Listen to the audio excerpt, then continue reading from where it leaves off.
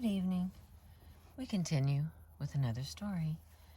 I Heard a Voice in India by Stanley Jones, one of America's most dynamic speakers and the most famous missionary of his generation. Intermission Office, P.O. Box 92, Fort Bombay, India. I have devoted 40 years of my life to missionary work in India. At first I found it difficult to endure the terrible heat, plus the nervous strain of the great task that stretched before me. At the end of 8 years, I was suffering so severely from brain fatigue and nervous exhaustion that I collapsed, not once but several times. I was ordered to take a year's furlough in America. On the boat returning to America, I collapsed again while speaking at a Sunday morning service on the ship, and the ship's doctor put me to bed for the remainder of the trip. After a year's rest in America, I started back to India, but stopped on the way to hold evangelistic meetings among the university students in Manila. In the midst of the strain of these meetings, I collapsed several times. Physicians warned me that if I returned to India, I would die. In spite of their warnings, I continued on to India, but I went with a deepening cloud upon me. When I arrived in Bombay, I was so broken that I went straight to the hills and rested for several months. Then I returned to the plains to continue my work. It was no use. I collapsed and was forced to return to the hills for another long rest. Again I descended to the plains, and again I was shocked and crushed to discover that I couldn't take it. I was exhausted mentally, nervously, and physically. I was completely at the end of my resources. I feared that I would be a physical wreck for the balance of my life. If I didn't get help from somewhere, I realized that I would have to give up my missionary career, go back to America, and work on a farm to try to regain my health. It was one of my darkest hours. At that time, I was holding a series of meetings in Lucknow. While praying one night, an event happened that completely transformed my life. While in prayer, and I was not particularly thinking about myself at the time, a voice seemed to say, "Are you yourself ready for this work to which I have called you?" I replied, "No, Lord, I am done for. I have reached the end of my resources." The voice replied, "If you will turn that over to me and not worry about it, I will take care of it."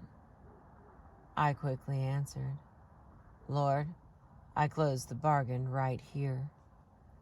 A great peace settled into my heart and pervaded my whole being. I knew it was done. Life, abundant life, had taken possession of me. I was so lifted up that I scarcely touched the road as I quietly walked home that night. Every inch was holy ground. For days after that, I hardly knew I had a body. I went through the days working all day and far into the night, and came down to bedtime wondering why in the world I should ever go to bed at all. There was not the slightest trace of tiredness of any kind. I seemed possessed by life and peace and rest, by Christ himself. The question came as to whether I should tell this. I shrank from it, but I felt I should and did. After that, it was sink or swim before everybody. More than a score of the most strenuous years of my life have gone by since then, but the old trouble has never returned. I have never had such health, but it was more than a physical touch. I seemed to have tapped new life for body, mind, and spirit. After that experience, life for me functioned on a permanently higher level, and I had done nothing but take it. During the many years that have gone by since then, I have traveled all over the world, frequently lecturing 3 times a day, and have found time and strength to write The Christ of the Indian Road and 11 other books. Yet in the midst of all this, I have never missed or even been late to an appointment. The worries that once beset me have long since vanished, and now, in my 63rd year, I am overflowing with abounding vitality and the joy of serving and living for others. I suppose that the physical and mental transformation that I have experienced could be picked to pieces psychologically and explained. It does not matter. Life is bigger than processes and overflows and dwarfs them. This one thing I know. My life was completely transformed and uplifted that night in Lucknow 31 years ago, when at the depth of my weakness and depression, a voice said to me, "If you will turn that over to me and not worry about it, I will take care of it." And I replied, "Lord, I close that bargain right here." And that's the end of that one. The next story is by Homer Croy. It says, "When the sheriff came in my front door." Novelist, 150 Pinehurst Avenue, New York, New York. The bitterest moment of my life occurred one day in 1933 when the sheriff came in the front door and I went out the back. I had lost my home at 10 Standish Road, Forest Hills, Long Island, where my children were born and where I and my family had lived for 18 years. I had never dreamed that this could happen to me. 12 years before, I thought I was getting on top of the world. I had sold the motion picture rights to my movie, West of the Water Tower, for a top Hollywood price. I lived abroad with my family for 2 years. We summered in Switzerland and wintered on the French Riviera, just like the idle rich. I spent 6 months in Paris and wrote a novel entitled They Had to See Paris. Will Rogers appeared in the screen version. It was his first talking picture. I had tempting offers to remain in Hollywood and write several of Will Rogers' pictures, but I didn't. I returned to New York, and my troubles began. It slowly dawned on me that I had great dormant abilities that I had never developed. I began to fancy myself a shrewd businessman. Somebody told me that John Jacob Astor had made millions investing in vacant land in New York. Who was Astor? Just an immigrant peddler with an accent. And if he could do it, why couldn't I? I was going to be rich. I began to read the yachting magazines. I had the courage of ignorance. I didn't know any more about buying and selling real estate than an Eskimo knows about oil furnaces. How was I to get the money to launch myself, on my spectacular financial career? Well, that was simple. I mortgaged my home and bought some of the finest building lots in Forest Hills. I was going to hold this land until it reached a fabulous price, then sell it and live in luxury. I, who had never sold a piece of real estate as big as a doll's handkerchief, I pitied the plotters who slaved in offices for a mere salary. I told myself that God had not seen fit to touch every man with the divine fire of financial genius. Suddenly, the Great Depression swept down upon me like a Kansas cyclone and shook me as a tornado would shake a hen coop. I had to pour $220 a month into that monster-mouthed piece of good earth. Oh, how fast those months came. In addition, I had to keep up the payments on our now mortgaged house and find enough food. I was worried. I tried to write humor for the magazines. My attempts at humor sounded like the lamentations of Jeremiah. I was unable to sell anything. The novels I wrote failed. I ran out of money. I had nothing on which I could borrow money except my typewriter and the gold fillings in my teeth. The milk company stopped delivering milk. The gas company turned off the gas. We had to buy one of those little outdoor camp stoves you see advertised. It had a cylinder of gasoline. You pump it up by hand and it shoots out a flame with a hissing like an angry goose. We ran out of coal. The company sued us. Our only heat was the fireplace. I would go out at night, pick up boards and leftovers from the new homes that the rich people were building. I, who had started out to be one of these rich people. I was so worried I couldn't sleep. I often got up in the middle of the night and walked for hours to exhaust myself so I could fall asleep. I lost not only the vacant land I had bought, but all my heart's blood that I had poured into it. The bank closed the mortgage on my home and put me and my family out on the street. In some way, we managed to get a hold of a few dollars, rent a small apartment. We moved in the last day of 1933. I sat down on a small packing case and looked around.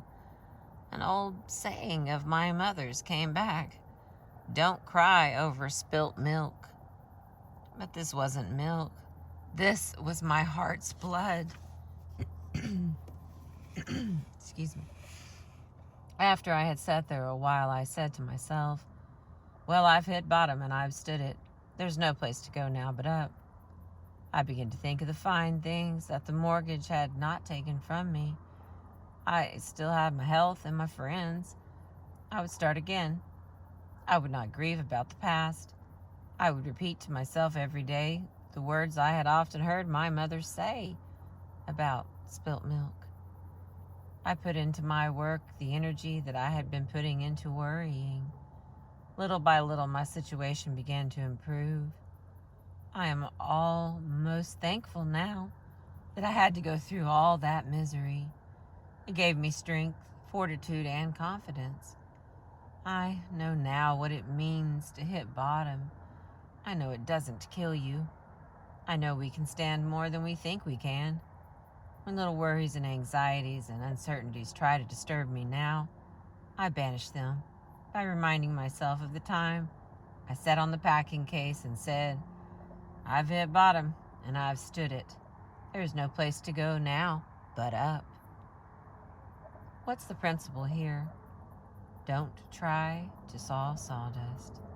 Accept the inevitable. If you can't go lower, you can try going up.